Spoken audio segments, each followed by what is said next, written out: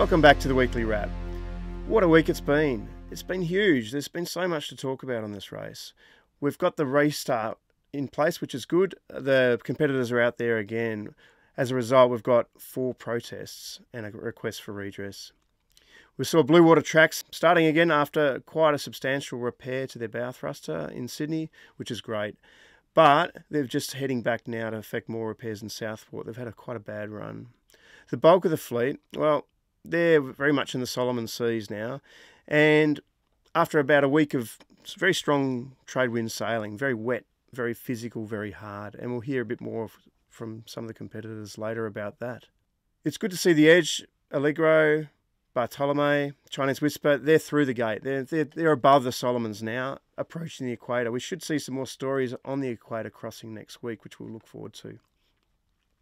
We've been keeping an eye on the cyclone. It's been threatening to reform yet again, affecting some of the back markers. But look, fortunately it hasn't. The cyclone has now been downgraded by the bomb. The impact of it, though, lives on. The interesting impact, it's actually going to create a broadening of the doldrums, which is making it very interesting for the crossing of the doldrums. We thought we'd just talk to Lord Jiminy and actually get a sense of their tactics. They're actually going east along with Maverick. The rest of the fleet are heading straight through the middle of the gap. And we've been watching you. We've you guys with Maverick are heading out on the eastern route. Yeah, well, it's interesting. We had always favoured this side, and when we did our routing just before leaving for the Gold Coast for the first time, but we were keen to go out the outside of the Solomons.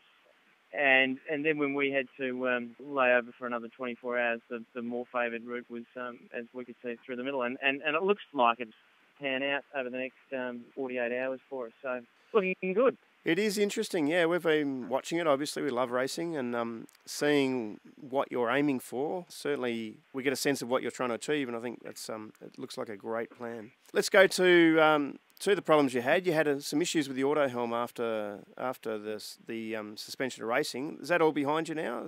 How's LJ behaving? I wish I could say that LJ's auto was on top of its game, but it's not. We're having ongoing issues with it. In fact, we've named our autopilot George, and one day I'll expand on that. But so I yell at George often, which is lots of fun. But I think really the issue is now, because we don't have the head unit at all, we've got to do everything through the Zeus 2 unit, and it required reprogramming, and that's been complicated. We now have to sail the boat in 2 different settings depending on how heavy the breeze is. It's probably at about 90%.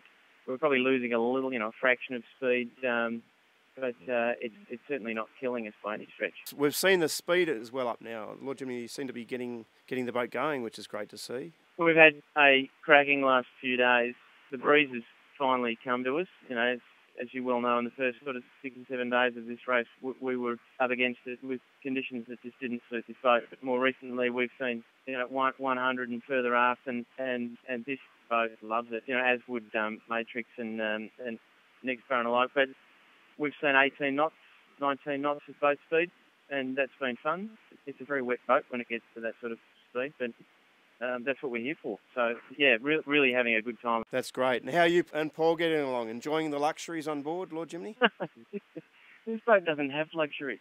I've been thinking a lot about that because, in the people department, we've excelled. We didn't know each other particularly well when we set out. I mean, we'd failed together, but not extensively. It's one thing to sort of take your head out and go for a 24-hour run out of the heads, but it's another thing to live aboard a boat in such close proximity for such a long time. But LJ is a tight, confined space. Our ensuite is our transom, so we're getting to know each other very well. Take that where you will. But one of the most interesting stories of the race so far has been the cat versus the mouse. The smallest boat, our SNES 34 Morning Star, versus our largest boat, Chinese Whisper at 62 feet. Probably arguably the cheapest boat versus the most expensive boat. Both these boats have got fantastic sailors on board, and their tactics and their sailing so far have been terrific. To hear a bit more, we've actually spoken to Rupert Henry on Chinese Whisper. Hey Martin, yeah, I'm great. How are you? I'm very good. Now, Everybody's talking. The cat versus the mouse. Chinese Whisper versus Morningstar. So we just wanted to hear from yourself. You guys are about 1,000 nautical miles apart, give or take. Morningstar's got 1,500 to go, give or take. What do you reckon? You're going to catch them? Well, what does that mean? That means we've got to go 50% faster, roughly. I don't know. It's hard to say. We just spent 8 hours with no wind and the sails down. Yeah, I think if we get as good a run with weather as they've had the past week, we're in with a chance. Watching you down the coast, you guys were absolutely smoking it down the coast. Very high average speeds, well over 10 knots the whole time. And I saw your post about hard sailing. What's your feeling there? Hard sailing? Oh, really hard, mate. Like we were, on the limit from basically, I don't know, Coffs Harbour through to well north. Really till we got around Iris and picked up that westerly. So it would have been about, 50 hours of just 2 hours in the bunk, 2 hours steering, 2 hours sailing the boat. It was pretty hard. I think we're still getting over it. Sailing such a big boat two-handed, how's that coming out in reality? Well, we've done a bit of cruising in 65-footer, but it's lower performance than this. It's pretty tiring, to be honest. The loads are massive, but obviously, there's a payoff from that.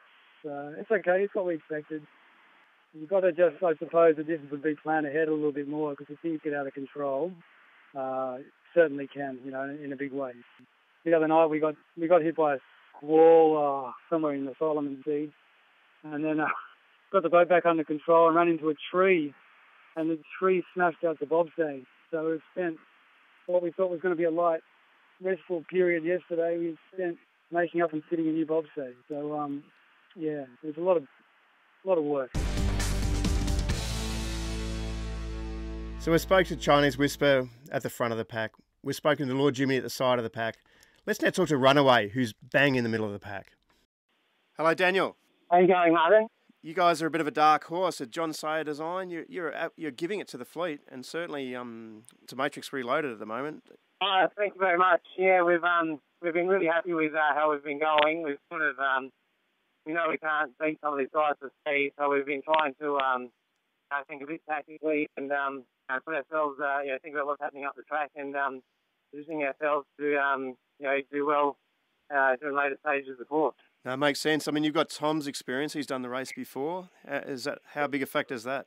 Yeah, that's been a great factor. He's been able to sort of advise certain things that worked and certain things that didn't work on his trip. The only issue we've had is it's been such a different race. We've been going upwind a lot, and traditionally this boat's not upwind boat a lot, going downhill, but we've managed to be competitive, and we're really happy with where we're at. And life on board, are you getting a bit hot for you now, a bit warm? Yeah, she's starting to get warm now. We've been lucky today. Today's actually the first full dry day we've had, so we're taking the opportunity to do a bit of washing and sort of dry ourselves out and get ready for the next of the race. And how's Runaway going? Is it behaving? Yeah, she's been great. We haven't had any issues, to be honest. We've done a lot of preparation and it's really paying off. It's we haven't had any issues, and calm or heavy, it's been really performing, and we've been really impressed. A big factor going forward will be the weather. Let's see what Simon's got to say about that. Thanks, Martin. If we have a look at the fleet here, we can see that we have Morningstar, and they're really doing good nowadays. They've nearly got 1,000 miles on the next little group, which is down the bottom here. So they've done amazingly well. This group down here of Chinese Whisper, the Edge, Allegro, Bartolome, they're all crossed into the Northern Hemisphere. They're going quite well. As you can see, our group down the bottom here, our group is quite interspersed down here, and they're not going that fast, but some of them have got a bit of a speed. Runaway is leading that pack, but as you can see, they're very closely bunched.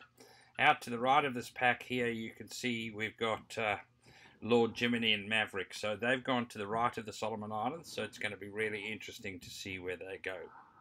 All right, so that's the spread of the fleet, and don't forget, of course, we've got Utopia and Blue Water Tracks who stopped for repairs, so they're still coming along the way. All right, if we go and have a look at our Predict Wind model, as you can see, we're just going to start that recording, And as you can see down the bottom of the screen here, you'll see that it's still fairly light winds. And as you see the boats, you can see the light patch is still quite evident here. So you can see where Allegro and those guys are. It's getting quieter and quieter in here. As we get further on, you'll see the wind starts to increase. So you'll start to see we're probably where Allegro and Chinese Whisper are. And now you can see starting to move into 50-knot winds. And in the proper northwesterly trades. So there we have the trades, and so you can see this is Wednesday next week, and you can see them going pretty fast. So it looks like as soon as the fleet gets there, they're going to all get in a rush, and so it'll be interesting to see where we go.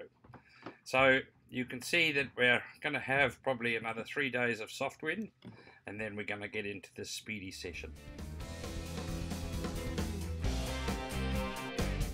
So what an interesting story. Let's see if the Eastern tactics pay off for Maverick and Lord Jiminy. Let's see if Chinese Whisper can get through the doldrums, and let's watch those equator crossings, which we'll no doubt see on Facebook. It's going to be a lot of fun. That's all for this week's Weekly Wrap. We'll see you again next week.